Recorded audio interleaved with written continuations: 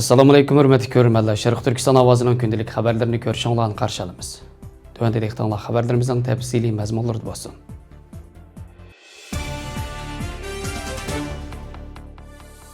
Yaqından buyan bəzi taratqularda Xitayning Uyg'urlarga yurgizib kelayotgan jinoiy qilmishi, irqiy qirg'inchilik deb bekitilgandan Uyg'urlarning har qaysi suratlardagi panohlik ishlari qanday bo'ladi?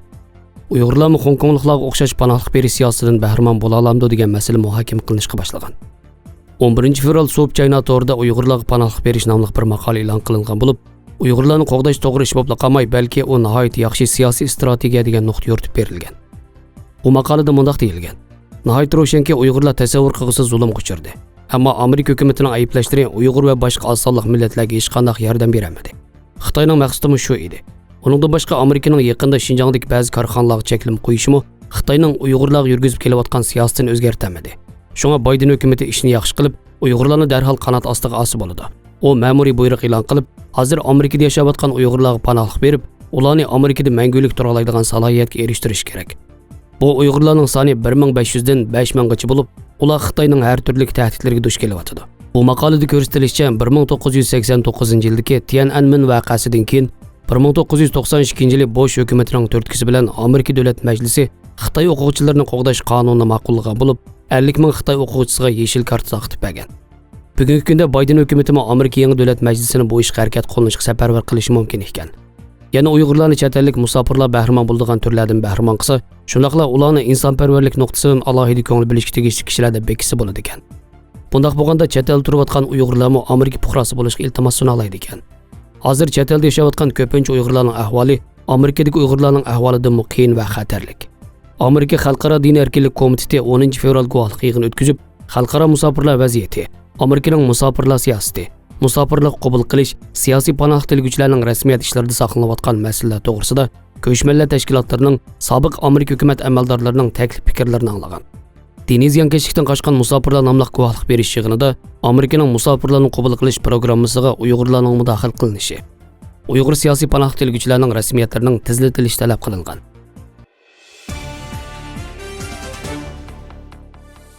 12 fevral Washington Post gazetasi e'lon qilgan bir maqolada Uyg'urlarning ahvoli va Sharq Turkistonda yuz berayotgan siyosiy tragediyalar bayon qilingan.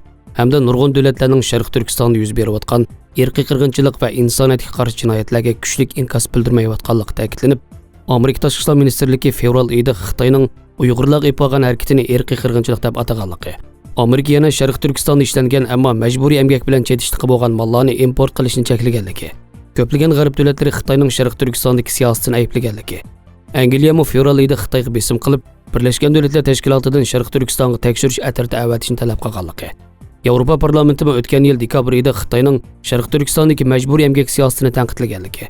Ammo Xitoy har qanday davlat Xitoyning ichki ishlariga aralashmaslik kerak deb ogohlantirib turg'ashqa, nurg'un davlatlarning inkosi nihoyat tuvan bo'lganligini bildirib, yana xalqarodagi donliq taratqularning hammasining degidek Sharq Turkistondan uchur to'plashga tirishib kelganligi.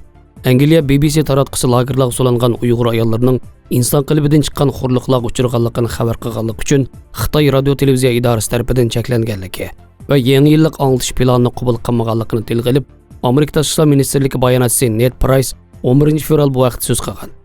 U so'zida Xitoyning bu qarorini qattiq ayblagan hamda Xitoy dunyo bo'yicha xabarlar eng qattiq kontrol qilinadigan, uchurlar eng ko'p qamal qilinadigan, axborot erkinligi bo'lmagan bir davlat. Kishini andishiga soldig'ini shuki, Xitoy o'z davlatida axborot erkinligini cheklagan bilan chet ellik axborot erkinligidan foydalanib o'zining soxta tashviqotlarini keng olib bordi degan.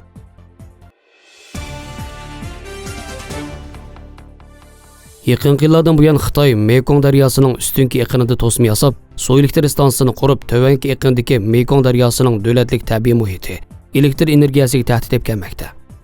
Mekong daryosining tovanki qismidagi Tailand, Laos, Vyetnam va Kambodjadan tarkib topgan Mekong daryosi komiteti bayonot e'lon qilib, Mekong daryosining suv o'rnining yaqinda kishini andishiga soldigan saviyaga tushib qolganligini, Xitoyning qurgan to'smasini qo'yib berish qatorliq gidrologiyalik sonliq ma'lumotlarni o'rtoqlashishga, to'sma va suv ombordan suv quyib berib, töven yaqindagi suv saviyasini asliga keltirishga chaqirib, suv o'rnining tövənlishi, beliqlarning ko'chishi, dehqonchilik qatnash qatorliqlarga ta'sir ko'rsatib qolmay, Mekong daryosi bo'yidagi 10 millionlagan kishilarning yemaklik manbasiga kirjiz paydo qilganligidan ogohlantirgan.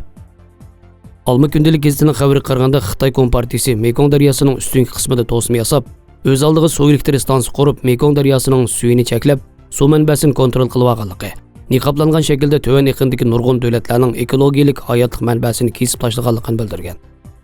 Xitoy Mekong daryosining ustungi qismida suv elektr energiyasi hosil qilish uchun 11 to'sma yasaganlikdan töven iqinda suv iqimi qalaymiqan o'zgarib, beliq boyliq azayib, suv o'rni ko'rinarlik tövenlagan. Töven iqindagi davlatlar bu rayonning yashash muhitini Xitoy Kompartiyasining jug'rofiyalik siyosiy kuchlarining tahdidiga uchirdi deb ayblagan. Mekong daryosi Xitoyning Qinxay, Tibet egizligidan kelgan bo'lib, umum uzunligi 4350 kilometrdan oshadi. U Sharqiy Janubiy Osiyo ellari ittifoqining Laos, Burma, Tailand, Kambodja va Vyetnamdan iborat 5 davlatni kesib o'tib, oxirida Janubiy dengiz qo'shildi. Mo'ljallanishcha Sharqiy Janubiy Osiyodagi 60 million kishi Mekong daryosining boyligiga tayinlangan.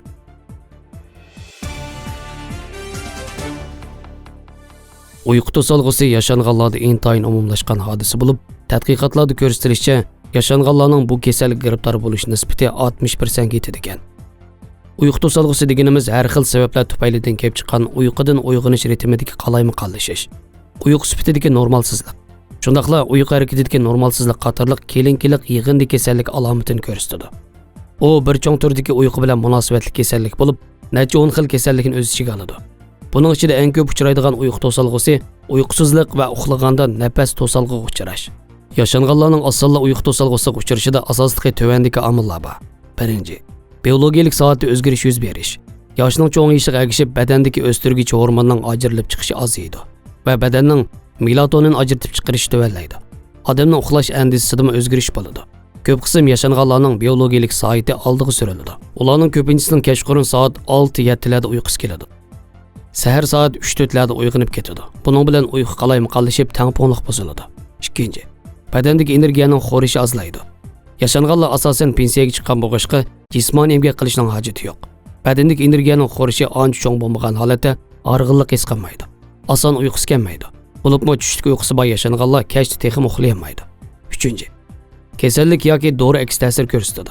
Yashanganlarning badandagi a'zolar tadrijiy chekinib, osonla har xil kasalliklarning hujumiga uchraydi. Masalan, yurak, miya qon tomir kasalliklari, boshning yerim og'rish qatorliqlar keltirib chiqargan beoromlikning hammasi yashanganlarda uyqu to'solg'usi paydo qiladi. Uningdan boshqa ba'zi dorilarni uzoq muddat iste'mol qilganda, masalan, bir qadar ko'p uchraydigan qand postaloq hormoni, qalqonsimon baz hormoni hamda xloropromazin qatorliq dorilarning hammasi uyqusizlikni keltirib chiqaradi. 4. Kechasi kichik tartib ko'payish. Ba'zi yashanganlarda ma'za bezi masalasi yoki suydik ajratib chiqarish sistemasining iqtidori tuvallash mavjud. Kechidagi kichik tartib ko'payib ketsa, o'rnidan turgandan keyin yana bir qatam uxlash qiyinlashadi. 5. Boshqa omillar. Atrof bek varanchurong, uy bek yo'ruq bo'lib ketsa, yashanganlarning uxlash muhiti yaxshi bo'lmaydi. G'am andish qilish, farzandlarni ziyoda seg'inish, farzandlarga yordamlashib, navr beqish besimi qatorliqlarning hammasi tushkun kayfiyatni keltirib chiqaradi. Buning bilan yashanganlarning uyqusida masala ko'rildi. Bu alomatlar ko'rilsa, uyqungiz to'solg'iga uchirgan bo'lishi mumkin. Uyqusizlik, yemak-ichmakdan ishki zaxmlanish yoki yashinib qilish, zehni yetarlik bo'lmaslik, qo'diksinib, takki-dukiga tushib qolish qatorliqlar sababidan kelib chiqadi. Yurak nervi ojizlab ketadi yoki xotirjamsizlanadi. Uyqusizlikka nisbatan milliy tibobatning nurg'un o'zgacha usullari bor. Yurakni tozalab, nervini tinchlantiradigan, qonni quvvatlab, jigarni ravonlashtiradigan milliy tibobati dorilardan boshqa, milliy tibobati dorilarga putni chilash, ballarga chaplash, pallilarni o'lash qatorliq sirtqi davolash usullarini moslashtirganda uyqu sifatini unumli yaxshilig'i bo'ladi. G'arb tibobatida uyqusizlikni asosliqi tashvishlanishga qarshi dori va uyqu dorisi orqali davolaydi. Gerçi belgilik unumi bo'lsa-mu, lekin uzoq muddat esa doriga tayinib olgan bo'lib qoladi. Uningdan boshqa yana boshqa ish, mag'dursizlanish, eg'iz qurish, ko'p terlash, yurak selish qatorliq aks ta'sirlar qo'shilib keladi.